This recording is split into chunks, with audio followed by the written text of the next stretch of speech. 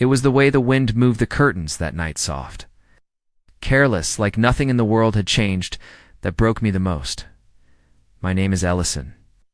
I had just come back from the grocery store, arms full of things she'd asked for earlier. That day, almond creamer, sea salt crackers, that lavender shampoo she liked, but always pretended, was too expensive. There was a warmth in me as I pulled into the driveway, a calm certainty. We had been through a rough patch lately, sure. Long silences, distracted smiles, her phone always face down. But I told myself it was just life being life stress, work. One of those invisible tides couples quietly wait out. But when I walked inside, the apartment felt hollow. Not empty, just absent in a way that made the air feel wrong. I called her name once. No answer. I noticed her purse was gone, and her shoes, the tan ones she only wore when she wanted to look effortlessly pretty. My first thought wasn't panic. It was hope that she had gone to meet a friend, that maybe she was trying to reconnect with herself, and by extension, with us. I smiled at the thought, and then I saw the message on the counter. It wasn't a letter, nothing dramatic. Just a folded napkin from our kitchen drawer with a few words scribbled in blue pen. Out with Mara. Be back late. Don't wait up. That sentence sat in my chest like a stone. Mara, her coworker, the one she always mentioned when she needed a reason to disappear, the one I'd never met. I stood there in the kitchen, staring at that napkin, feeling like someone had taken a layer of color out of the world. Not all of it, just enough to make everything feel off. I set the groceries down, gently. My hands were steady, but inside I was shrinking. Slowly, quietly. It wasn't suspicion that moved me toward her laptop. It was instinct. I didn't want to dig. I didn't want to be that person. But something in me needed to touch the truth, even if it hurt. She hadn't logged out. There it was. Her messages. Not to Mara, to Travis. You ever feel your chest go completely numb, like your ribs are trying to hold your heart still so it won't fall apart? Can't wait to see you tonight, same spot. Don't forget the drink I like. Wearing the dress you love. That was the moment I sat down on the floor. Not out of shock, not rage, just quiet understanding, like I was finally hearing a conversation. That had been happening behind glass for months, and now the glass was gone. I didn't cry. I didn't even blink. I just sat there and let the truth settle in the room. Then I walked to the bedroom, opened the drawer, and took out the ring box. I stared at it for a long time, not because I was unsure of what to do, but because, strangely, I still loved her. But love, I realized, isn't supposed to feel like this. So I put the ring in my coat pocket. I grabbed my keys and I left.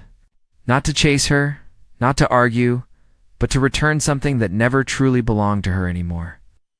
What I did next, no one could have predicted. Not even me. I didn't drive fast. I didn't even know exactly where I was going at first. I just kept the ring in my jacket pocket and let the road pull me forward. I remember the way the city looked that night, like it was holding its breath. The traffic lights blinked in patterns I suddenly noticed for the first time. Storefronts glowed with artificial warmth. Couples passed by on sidewalks laughing, oblivious. And there I was, one hand on the steering wheel, the other resting over the small box like it was a wounded part of me I hadn't realized was bleeding. I wasn't going to the bar, not to confront her, not to create a scene, not to shout her name. Over clinking glasses and cheap music. Wasn't going to beg or plead or ask why. I was going to do the only thing left that still felt like it belonged to me. Strangely, it felt peaceful. There was no racing heart, no fury, no trembling. Hands. Just a stillness. Like when you finally understand the ending of a book you didn't realize you'd been reading wrong. I stopped at a corner about a block away from the bar. I could already hear the echo of voices spilling into the night. It was the kind of place where nobody asked questions, where everything smelled like spilled beer and worn-out stories. I stayed in the car for a while, watching people come and go. One of them was her, Odessa, in a navy blue dress, walking like she had no weight on her shoulders. She wasn't with Mara. She was with him, a tall guy with that easy kind of confidence I never really learned to have. He leaned in close to her, said something that made her laugh, that laugh I used to wait for. She touched his arm the way she used to touch mine when she didn't want to let go. It didn't crush me. It just confirmed everything I needed to know. I waited until they disappeared inside, then stepped out of the car, walked around to the back entrance of the bar, and quietly slid the small ring box through the mail slot of the staff door. That was it. No notes, no dramatic send-off, just the quiet click of metal against metal as the ring left my life without ceremony. She'd find it eventually. Maybe later that night, maybe the next morning, maybe not until someone else handed it to her and said, "This came for you," but she'd know what it meant. She'd know I'd seen everything, understood everything, and that I chose not to fight because, honestly, there was nothing left to fight for. Walking back to the car felt like the longest part, not because of distance, but because with every step, I felt pieces of myself sliding off like old skin. The man who planned our wedding. The man who saved screenshots of the first time she said "I love you." The man who thought commitment meant something to her. All of it fading quietly. When I got back into the driver's seat, I didn't start the engine right away. I just sat there and listened to the pulse of the city. I thought about all the things I wanted to say to her, not accusations, just truths. Like how I noticed she stopped reaching for my hand in public 3 months ago. How she started humming less in the kitchen. How she began complimenting strangers more than me. These small, almost invisible warnings I kept brushing aside because I believed in her more than I believed in patterns. I didn't blame her. I didn't even hate her. But I did finally see her, and it wasn't who I thought I was going to grow old with. I drove home slower than before. Every red light felt like a moment to reflect. I passed the building where we first kissed, the bakery where we'd get muffins. On Sundays, the street where she once told me, "I feel safe with you." I used to hold on to those memories like they meant everything. Now, they felt like borrowed time. When I finally walked through the front door, the apartment didn't feel as hollow as before. It felt different, like something was missing. Yes. But also like space had been made for something else, something that didn't need lies to breathe. I poured myself a glass of water. No alcohol. I wanted to feel every inch of the decision I had just made. I stood by the window and looked out at the night, not to wait for her return, but to prepare for the version of myself that would come next. The next morning, I would wake up and not be someone's fiancé, but I would also not be someone's fool. And for the first time in a long time, that felt like freedom. I didn't pack a single bag. Not because I was trying to make a statement, not because I was planning to come back, but because I didn't know what belonged to me anymore. When trust breaks in a place where two people live, the walls start feeling rented, even if the lease has both names on it. So I left everything exactly where it was. Toothbrush, shoes, my college sweatshirt that she always stole on cold mornings. Even the half-empty bottle of cologne I wore the night I proposed. I looked at it before leaving and felt like I was staring at a version of myself that no longer existed. The funny part? There was no shouting, no crying, no slamming doors, just a strange kind of stillness, like the world paused for a breath. Before continuing without me, I drove for hours that night, not toward anyone or anything in particular. I ignored the urge to call someone. I didn't need advice. I didn't need comfort. What I needed was space, and not the dramatic kind you ask for during an argument, but real, empty, uncurated space. A gas station bathroom felt more honest than the apartment I had just walked out of. I ended up in a small town about 2 hours away, at a 24-hour diner, in a motel that hadn't updated its carpet since the 80s. I checked in using my middle name not because I was hiding, but because Ellison Grant suddenly felt like someone I used to be. The room was nothing special. Beige walls, faint smell of pine cleaner, a buzzing light in the bathroom that blinked just often enough to annoy me, but not enough to fix. I dropped onto the bed without even taking off my jacket. Sealing for what felt like a full hour, I wasn't sad. I wasn't numb. I wasn't anything. I was between versions of myself, still shaped like a man in love, but hollowed out by truths I couldn't unsee. I kept replaying the way she laughed with him, not because I was jealous, but because it looked so natural, so easy, like she'd done it 100 times. Maybe she had. Maybe I had just been the in-between, the placeholder for the version of her that still wanted to explore, to feel new again. And that was the part that hurt most. Not that she cheated, but that I became ordinary. To her, when the sun finally started bleeding through the curtains, I got up and took the longest shower of my life. Not to clean off anything physical, but to stand still in a place where no one expected anything from me. Not love, not forgiveness, not understanding. It's just steam and water and silence. I didn't look in the mirror afterward, not because I couldn't face myself, but because I wasn't ready to see who I'd become without her. I ordered black coffee and dry toast from the diner across the street. The waitress didn't ask questions. I think she knew the look. The quiet man who left too early and looked like he'd forgotten how to sleep. She gave me extra napkins without saying a word. It felt like more care than I'd felt in weeks. And there in that cracked vinyl booth, I finally reached for my phone. Dozens of messages, all from her. Where are you? I found the ring. We talk? Please don't do this like a stranger. You're overreacting. Call me. I deserve that much. That last one lingered. Deserve. The word tasted bitter, like she believed pain was a transaction that she'd earned the right to explain. A betrayal like it was a scheduling conflict. I turned the phone off, not out of anger, but because if I gave her space to speak, I knew I'd start shrinking again. I knew I'd start rationalizing, just to feel close to her one more time. No, not this time. Not when I had finally learned the difference between fighting for someone and bleeding for someone who handed you the knife. And so I sat there in a borrowed booth in a town I couldn't name, eating food I didn't finish, staring out a foggy window into a morning that didn't belong to us anymore.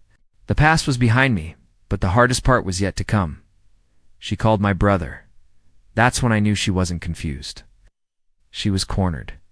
See, when someone betrays you, they don't always panic the moment you walk away. Sometimes the fear comes later, when they realize you're not chasing them, when they realize their control was never real, just borrowed. I didn't answer her calls. Not the first 3, not the 7th. I wasn't avoiding a fight. I was done offering a platform to someone who had already spoken clearly with her actions. But when she reached out to Nolan, my older brother, the one who had known her almost as long as I had, I understood something. She wasn't trying to explain. She was trying to reset the story. He met me outside the motel that afternoon. No warning, just a knock, then his voice. She's worried and confused. Confused. I hate that word now. Makes it sound like infidelity is a paperwork error. He walked to the bench behind the diner. He had 2 coffees with him. I didn't ask for one. I didn't thank him. I just listened. She said it wasn't serious. Nolan began. That had happened a few times. She says she panicked after she found the ring. Thought you were going to overreact and disappear. I'm not saying she's right, Elle. I'm just saying she's not pretending like it didn't happen. I didn't disappear, I replied calmly. I left. That's not the same. He nodded, but I saw it in his eyes. That subtle tilt of sympathy. That uncomfortable space between trying to support me and trying not to fully condemn her. People get weird when a relationship ends quietly. No yelling, no public shaming, just facts. And the fact was, she wanted me to play a role in a drama she was now directing. I think you should talk to her, he added. No, I said. I think I already have. That was the moment he understood I wasn't coming back. Later that evening, I received a text. Not from her, from Mara. Yes, the mythical coworker. The one who was always in every excuse, but never in a single photo or call history. Ellison, I thought you deserved to know. I wasn't with her that night. I haven't seen her in 2 months. She's not who I thought she was. I'm sorry. That message didn't break me. It validated me. And still I didn't respond. Not to Mara, not to Odessa, not to anyone. Not because I was cold, but because I was done participating in a narrative where I was the last to know. That night, I didn't look out of a window, or clutch a photo, or ask the stars for answers. I didn't replay our memories, or doubt my decision, or write a letter I'd never send. I did something completely ordinary. I went to a laundromat, washed my hoodie, folded my clothes, bought a grape soda from the vending machine, and for the first time in weeks, I didn't feel owned by what she did. I wasn't trying to heal. I wasn't trying to prove I'd moved on. I was simply living again. It felt like a quiet revolution. There's this broken chair in my apartment left over from a failed attempt to be handy during our first year together. One of the legs is slightly off balance, not enough to collapse, just enough to make you feel like you shouldn't trust it. I kept meaning to fix it.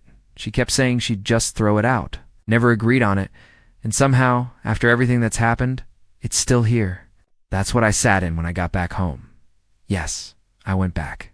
Not to return to her. She wasn't there. She hadn't been back since the night I returned the ring.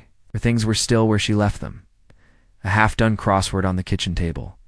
Her perfume on the dresser, the shoes by the door I used to trip over, everything intact, untouched, like a museum exhibit of our paused life. I didn't touch anything. I just sat in that stupid, wobbly chair and stared at the folded CVS receipts still pinned to our fridge. The one from the night she told me she loved me for the first time. We'd run in to buy gum. She kissed me in the parking lot because she said the fluorescent light made my eyes look like storm clouds. We both laughed when the receipt came out, about 3 feet long for 1 pack of gum. Kept it. She laughed harder and then said it. I love you, you sentimental idiot.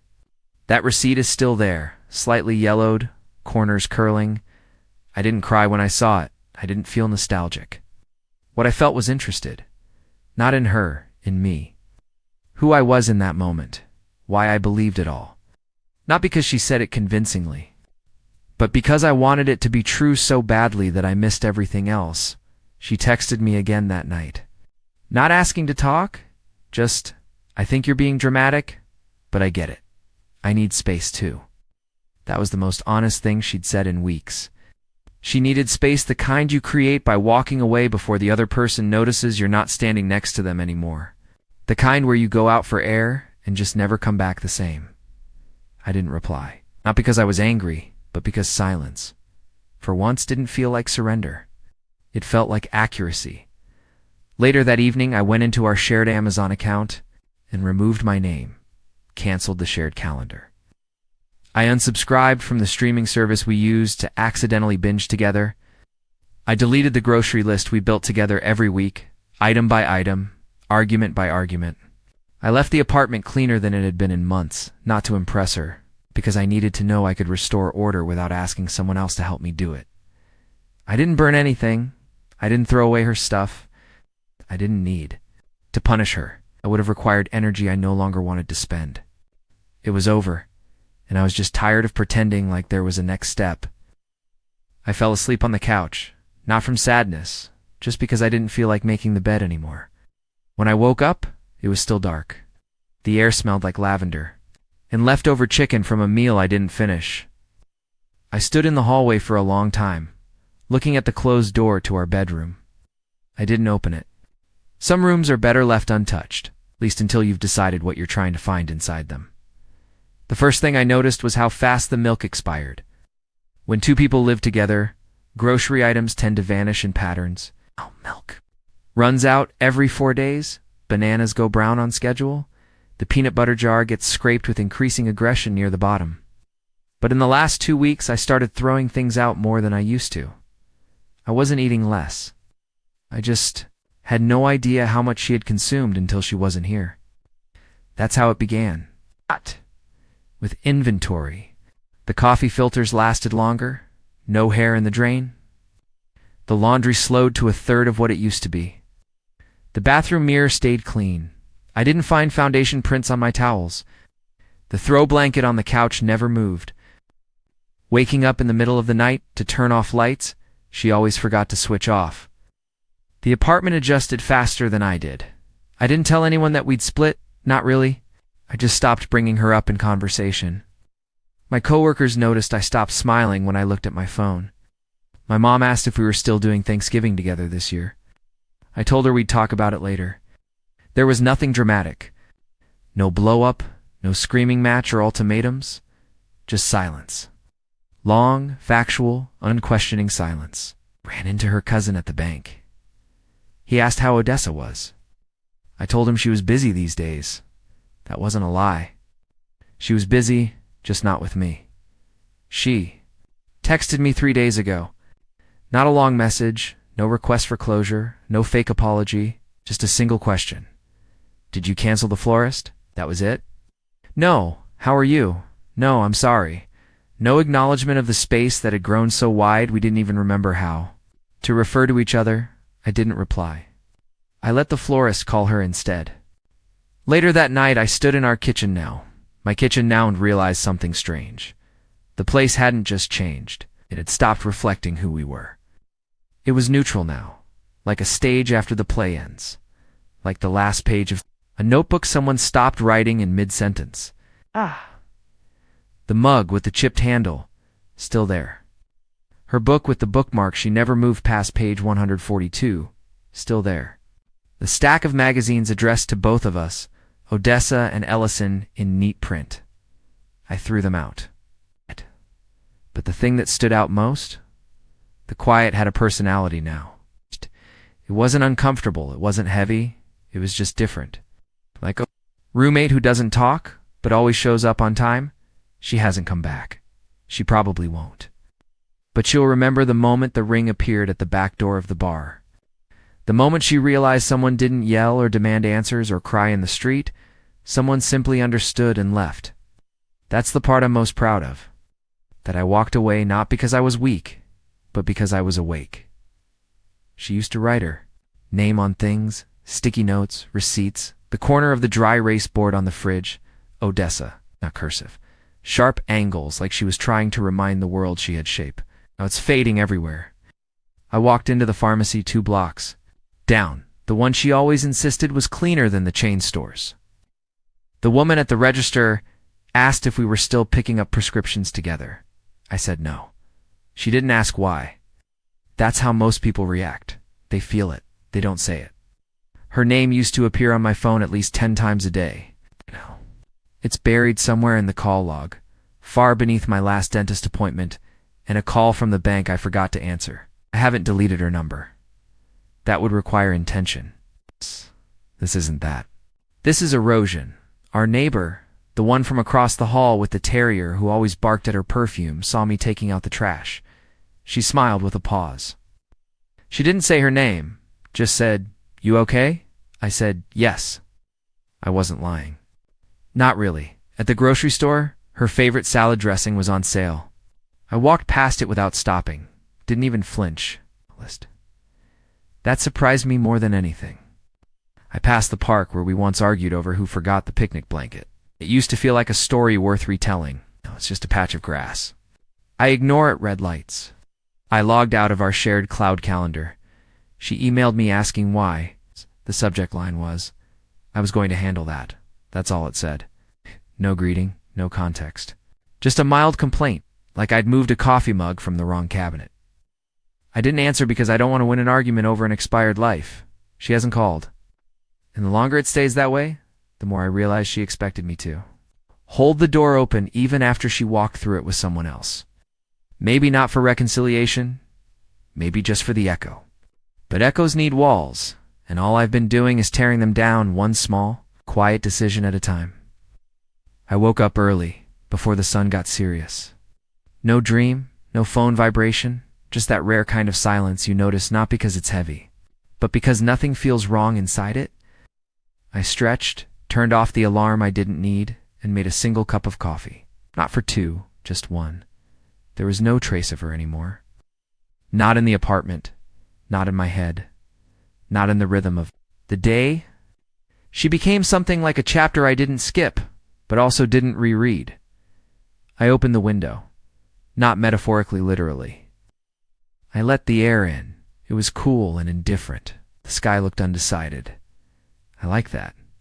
It matched my mood. Not chasing. Meaning, just noticing. I went for a walk. No destination. I watched a dog try to carry a stick, twice its size, down a narrow sidewalk.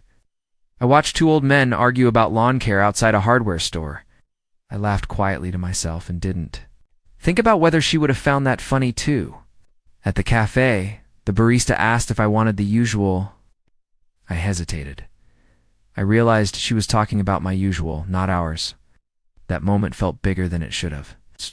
Not because of what I ordered, but because I no longer felt like a leftover from something broken. I sat by the window with my coffee and watched people walk by. I didn't envy them. I didn't imagine what their relationships were like.